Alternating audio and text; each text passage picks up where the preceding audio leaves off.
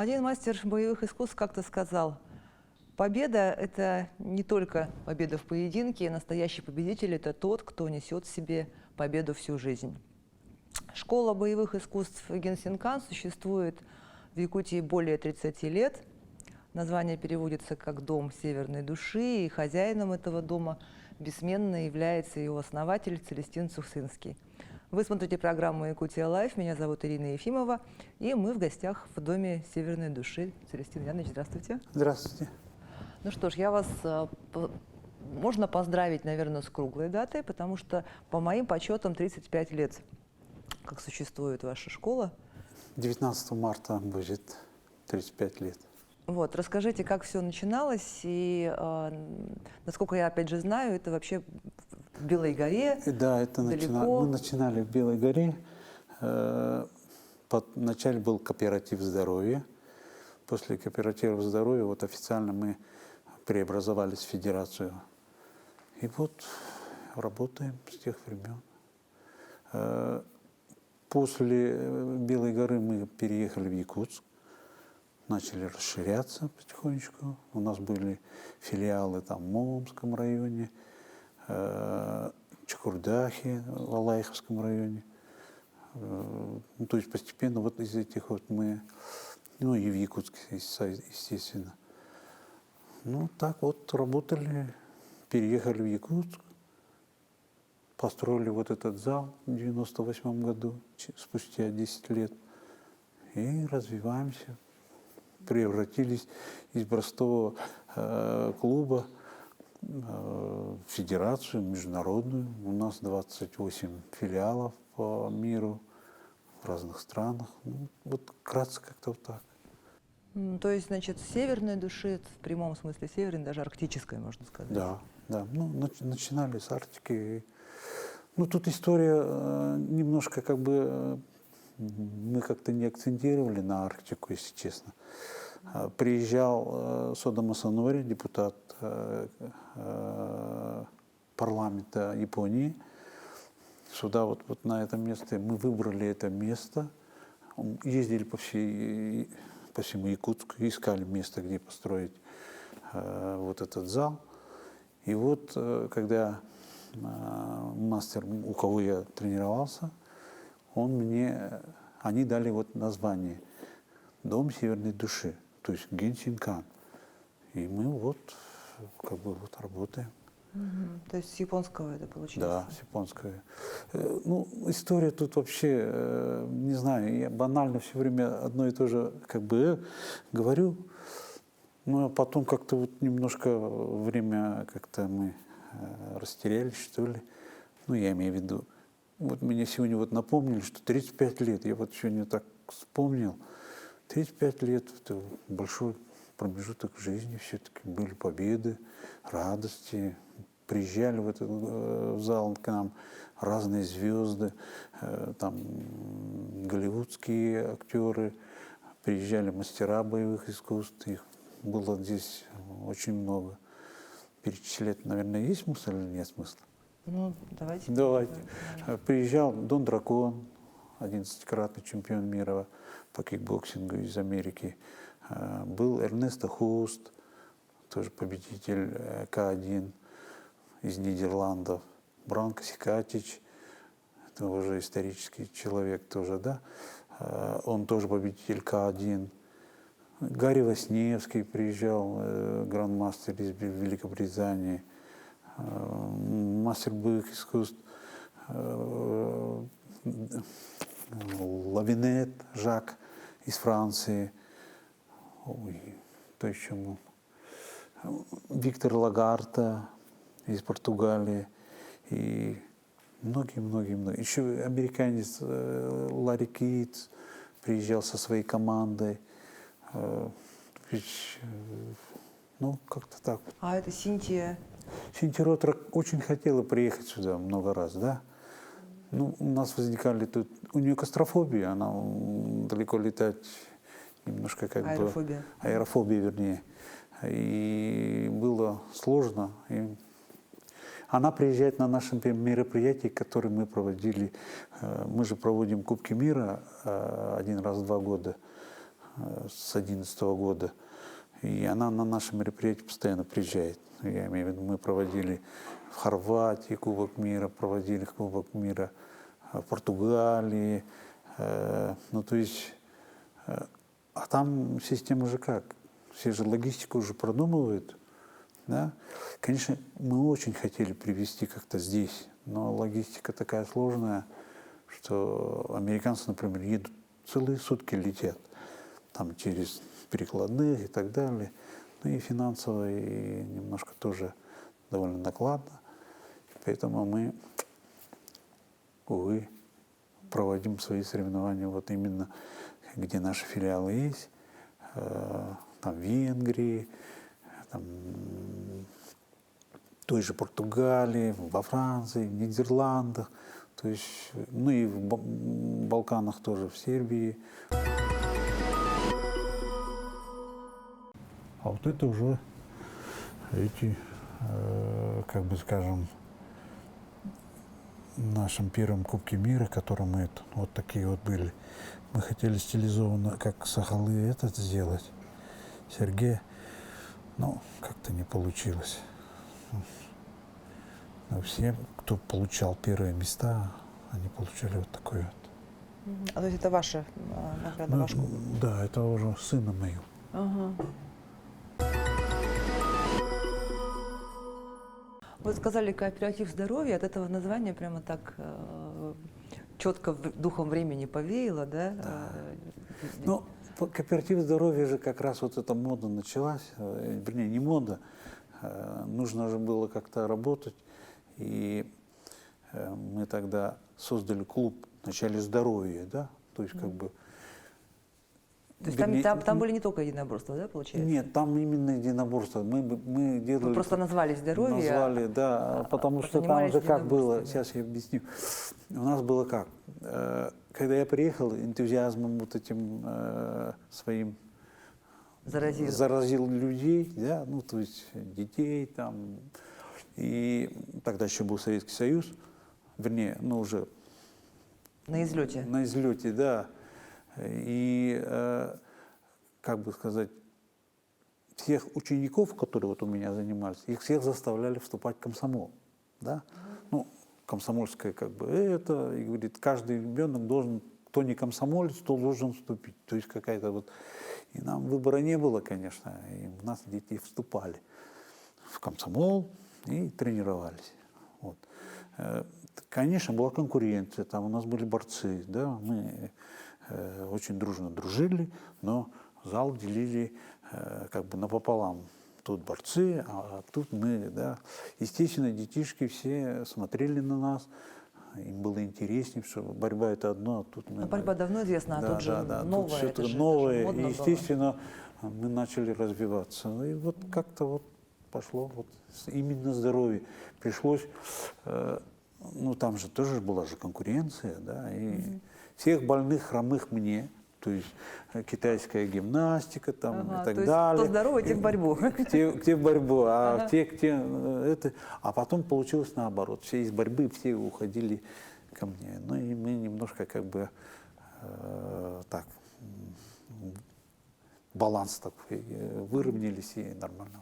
Так и Но это как бы школа, она на основе все равно чего? На основе карате? на основе Нет, это ушу? джиу-джитсу. Это джиу-джитсу. Ну, конечно, в советское время все начинали с карате. Тут кто-то, если скажет, что сразу было джиу-джитсу или там что-то, это они немножко лукавят, потому что все начиналось с карате. Да? То есть потом в 1988 году появились школы корейские. Вернее, наоборот, карате потом было под запретом, и все под видом китайских вот этих, вот почему-то и здоровье. То есть комсомольцам карате заниматься это нехорошо, а вот оздоровительной китайской это можно. Да, ну вот, и мы вот под ширмой вот ушу там, цигун и так далее, мы вот делали то же самое, что там же тоже делали те же движения, но только, как бы скажем, всячески скрывали там. Ну, такого гонения вот именно в Белой горе не было. Потом появились здесь якутский чемпионат, там проводили там, помнится, был президентом вот этой Якутской Федерации Бородин Павел Павлович, там, да, то есть как бы и вот это вот тоже движение, такая движуха пошла, да, и как-то вот из этого мы вот и вышли. Но в те же 90-е между спортсменами, там, особенно там, борцами, боксерами и бандитами зачастую ставили знак равенства. То есть, а у вас как это прошло? То есть вам предлагали, может быть, кого-то крышевать или наоборот вам Не, крышу ну, предлагали? самые сложные годы, Было наверное, вот такое? эти вот. И мы были в Белой горе, и Пересидели? мы как-то пересидели, да, у нас такого не было. Чтобы тут ходили кто-то на разборки и так далее. Конечно, там, наверное, 35 лет назад, может быть, какие-то мысли у кого-то были, но, слава богу, нас пронесло. А вы многократный обладатель Оскара боевых искусств, однако ваши воспитанники нечастые гости на турнирах таких популярных по смешанным видам единоборств. И вот невольно задаешься вопросом, если Генсинкан такие крутые, где бойцы прославленные? Не, ну, мы в свое время везде выступали, когда еще ММА и не было, был тогда свободный стиль, и наши ребята, если вы сейчас в офис зайдете, там вы видите, эти пояса у нас ММАшные есть. Вот пояс ММА, о который вы говорили. Это какой год? 14-й год. Беру свой вопрос обратно, если можно.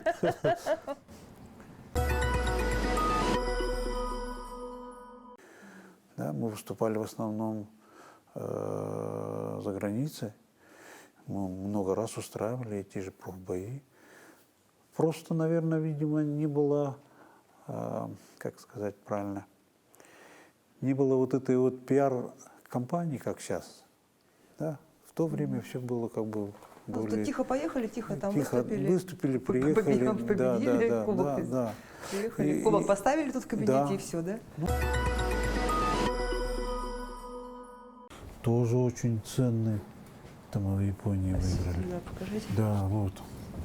А. Это как бы шлем Такеды. Вот. Ну, тоже Такеда — это прославленный воин. да, ну, как бы мы берем начало с его этих, ну, как бы наша школа берет Истоки истоки свои. да. И поэтому получить вот этот командный приз было очень приятно.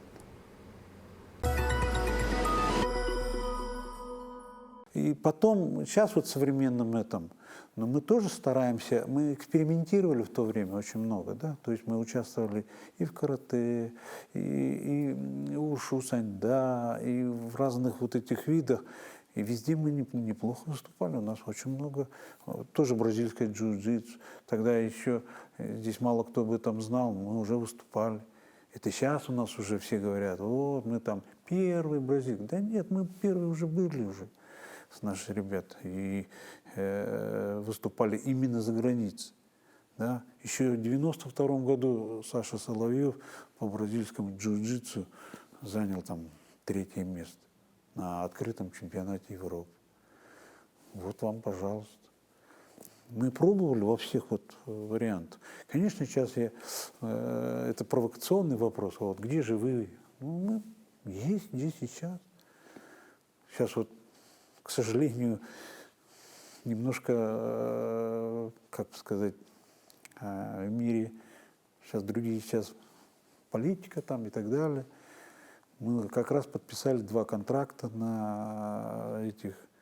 Мы создали профессиональный клуб Генсинкан, подписали 2 контракта и должны были лететь в Италию и в Испанию. Там есть свои промоушены. Ну, мы там, к сожалению, из-за этого ковида застряли.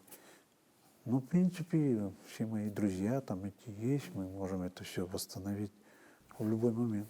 А проведение Кубка Генсинкан, про который вы говорили, раз в 2 года, он из-за ковида тоже отложился? Но его в прошлом году провели все равно. Мои коллеги, я сам лично не смог там присутствовать с командой, а так чемпионат в Италии они провели. Состоялся? Да, они проводят 1 раз в 2 года. А вообще, ну, коронавирус, эта вот пандемия сказалась на работе? Да, я думаю, да, потому что очень много детей, там, взрослых переболели. Кстати, многие и взрослые тоже, кто-то ушел из жизни, царство им небесное, да, ну, коллеги, я имею в виду, не здесь у нас в зале, а за границей, я имею в виду. Вот, и он жестко подшатнул, я считаю. Был под запретом, поэтому немного, планы сейчас у нас немножко поменялись. Вот, как бы работаем. Ну вот, а после начала спецоперации, когда ну, вообще все поменялось в мире, получается, э, тоже, наверное, как-то отразилось это на вас? Или... Ну, к сожалению или к счастью, я не знаю, мои коллеги все в ожидании, да, как только все прекратится, я имею в виду, то все восстановится. Но мы, в принципе, можем и поехать, но тут немножко логистика нас немножко как бы, Ну, она сложная стала. да, стала сложнее. Вот и все. А так, в принципе, никто нас... То есть такого нет, что там Не, такого пока нет. что вы из России, Да, нет. кубок не проводите, филиалы закрываются, нет? Нет, такого нет. Все работает. Все работает, да? Да. Или, может быть, просто из-за японского названия вас с Россией не ассоциируют? Или все все знают? Нет. что вы из Дело в Якутии? том, что когда каждый Оскар, он тоже давал определенный карт-бланш везде, да? А мне их 9 штук. Я, в принципе, довольно в этом плане, ну, что греха таить, в этом мире, в мире единоборств, вес имеем, и поэтому, когда проводим Кубок мира, они говорят: о, скороносец, это фу-фу-фу, никаких проблем, все, пусть работает. И когда и семинары проводим, и так далее. Вот мы должны были в декабре ехать вот на чемпионат мира, да, в Иран. Елки-палки, там какие-то волнения начались, да, и этот турнир перенесли в Индию. Тут логически мы уже опять никак вот чисто физически не смогли присутствовать на этом. А так турниров проводят очень много, к сожалению, или к счастью.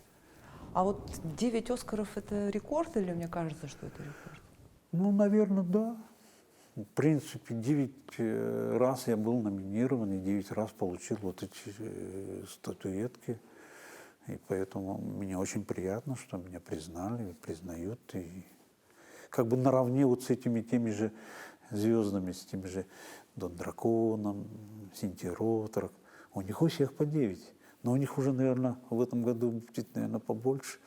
Ну, с этого года у них тоже был, как бы скажем, перерыв из-за коронавируса тоже. Вот это мероприятие Оскара проводить. Вот. И, ну, думаю, но из России я не знаю, у кого есть 9 штук. А как вообще началась вот эта вот популярность в мире, признание в мире? То есть, понятно, Белая гора, Якутск, и Не, потом ну сразу... мы же ездим, много же ездили на разных турнирах. Мы с 92-го года ездим. Первый раз мы поехали в Германию в 92-м году. Там мы произвели маленький фурор, да. Потом мы на другие страны там переехали, везде нас приглашали. И мы именно из Белой горы ездили, выступали за границей. Потом с Белой горы неудобно стало. Мы начали отсюда. К нам даже японцы приезжали в Белую гору. Туда. Да. Но это тоже первый признак, что нас уважают, и мы несем их школу. И создали как бы своего рода свое направление.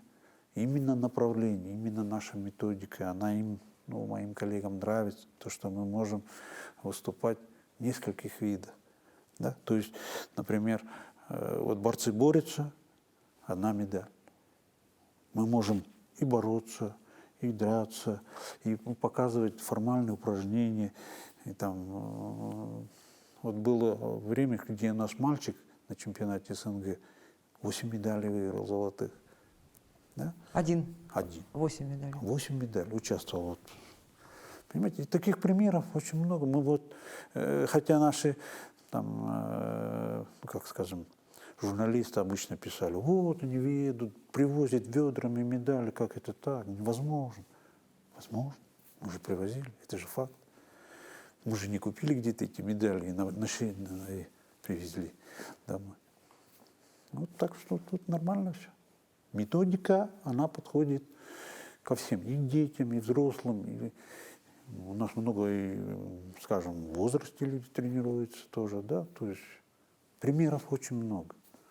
А у вас нет ощущения такого, что вы опередили время в каком-то смысле?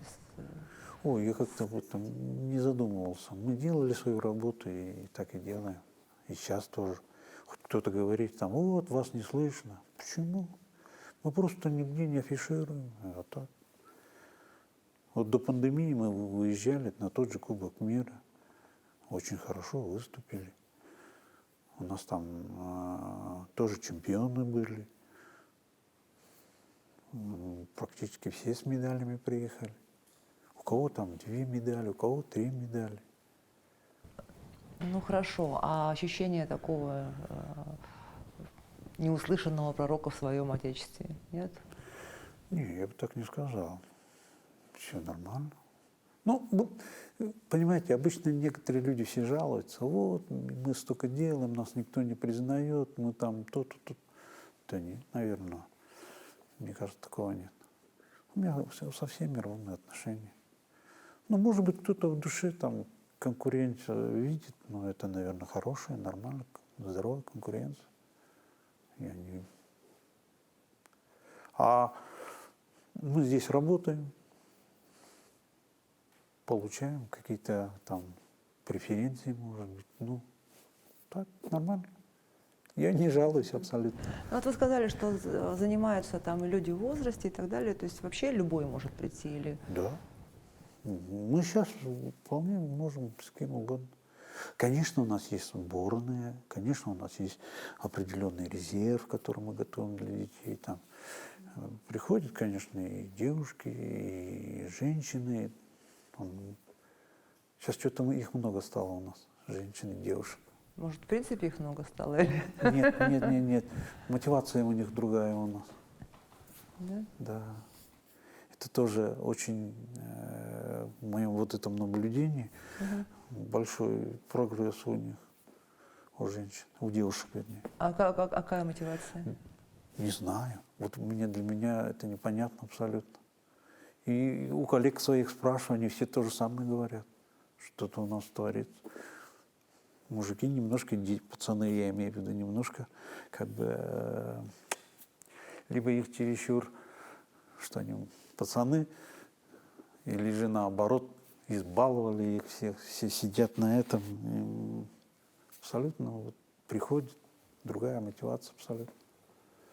Ну, это мое личное наблюдение, да, да. интересно. А вот по поколениям, например, какую-то разницу чувствуете? Есть, это огромно.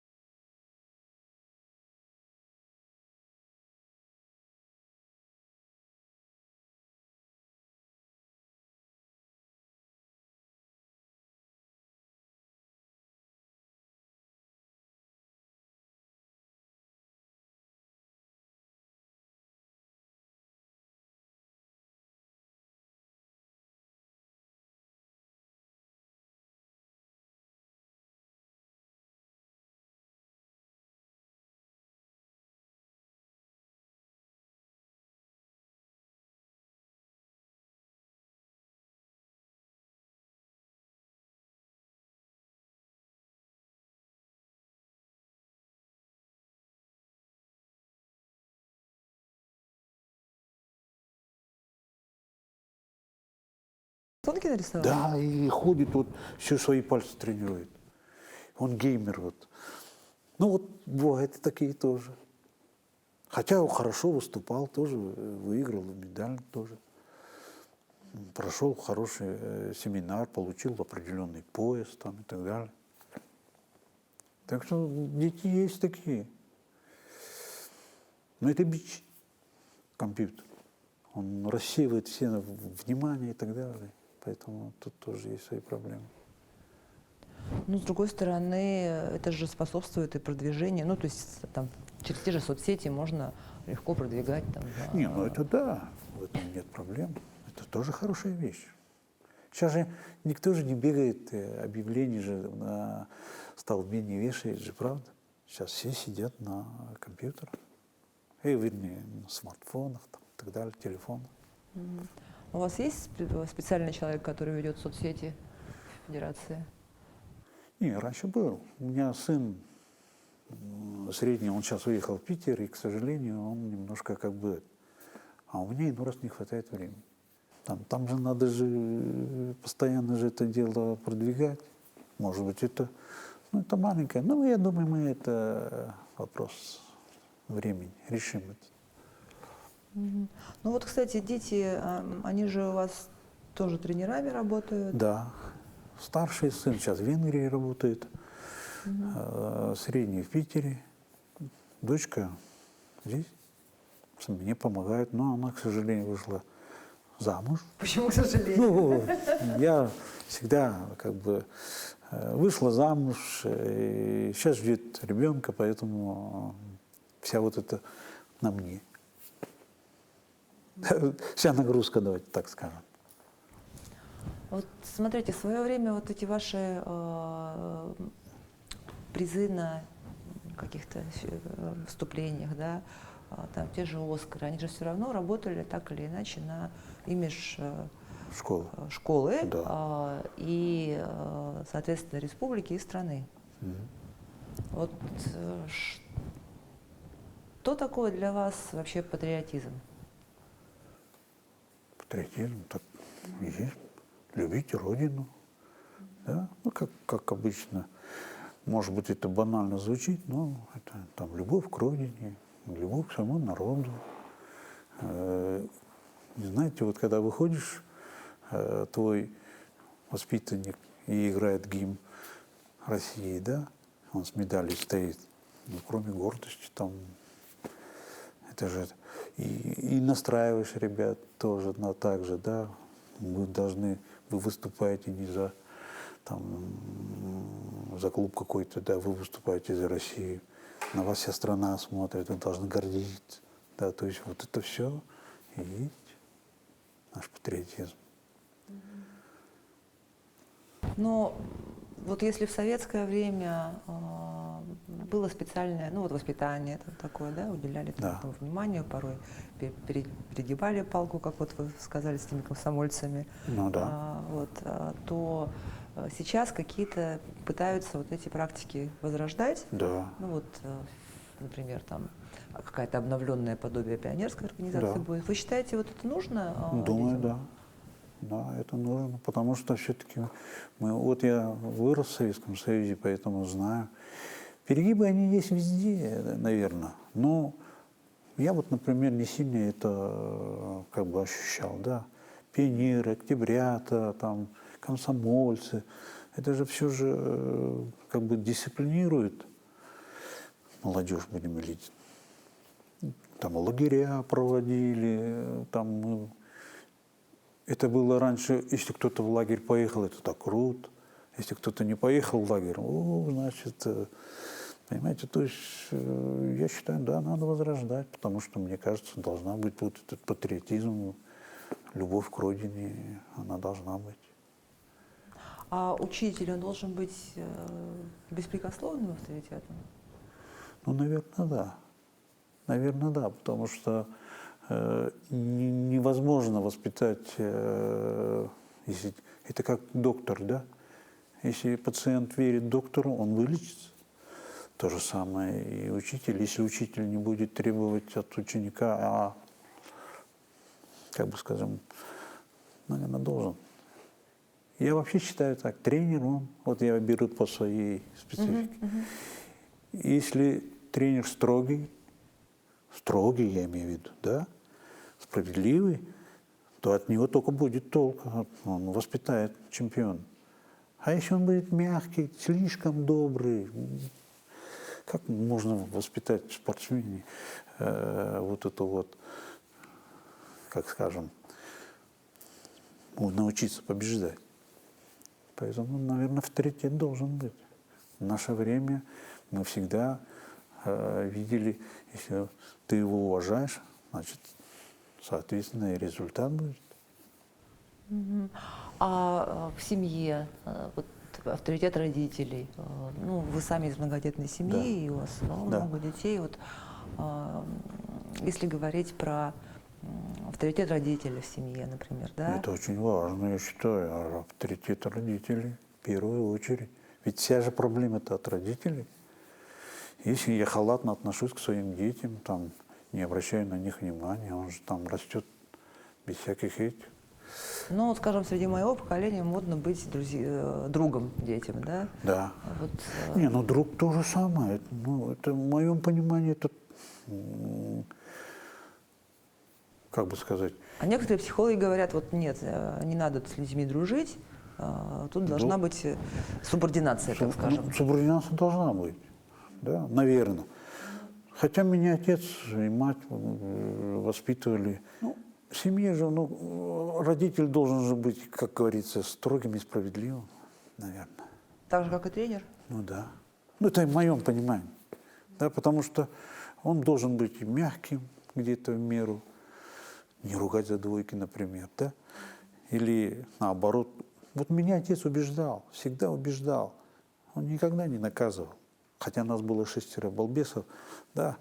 И он убеждал, говорит, нельзя вот так делать. И что, прям ни разу Нет. ни щелчка даже? Нет. Он только взглядом, вот он на меня посмотрит, и я уже все понимал, что это делать нельзя, что я что-то не так делаю. И, видимо, и отец говорил, и его так воспитывали. Но, видимо, он меня так, и я, видимо, и детям своим. У меня сын старший уже, большой уже, за 30 лет ему, он разрешение спрашивает, могу я пойти туда или нет. Хотя я понимаю, что это не серьезно. Но я говорю, сынок, иди, то ты же взрослый, уже своя семья. Нет, вот авторитет отца, так и есть. Так что вот так, как-то. Интересно, а влияет на это то, что у вас имена родовые все, вот вы Целестин Янович, Ян Целестинович и так далее, подходы вот эти? Наверное, да, потому что имя, наверное, играет немаловажную роль, наверное. Вот 10 поколений, мои дети уже 11-е, а сейчас пошли уже 12-е поколение. У моего Целестина младшего, у него родилась двойня, 2 пацана. И вот как раз Ян и Целестин. Да, вот, с одной стороны, мы как бы несем свою вот фамилию, я горжусь своими сыновьями, внуками уже. Что означает ваше имя? Дар неба, с латинского. Дар неба? Да, небесный там, дар неба, или как-то так вот, небесный от слова, целостный. Красиво как. Ну, это латинское имя, и были, даже орден Целестинов был в Ирландии, да, то есть они воевали, но их и римский папа Целестин V, по-моему, благословил на это, и они очень такие агрессивные были. А откуда вот корни фамилии и как вообще в Якутию попали? Ну, итальянско, польский. У меня родственники были, ну, вернее, итальянские корни. Отец был наполовину итальянец, наполовину поляк, еще и русский там были тоже. Мама моя якутка и казак донской. Да, то есть, ну, тут я с историками разговаривал, он был атаман Чернов. Вот.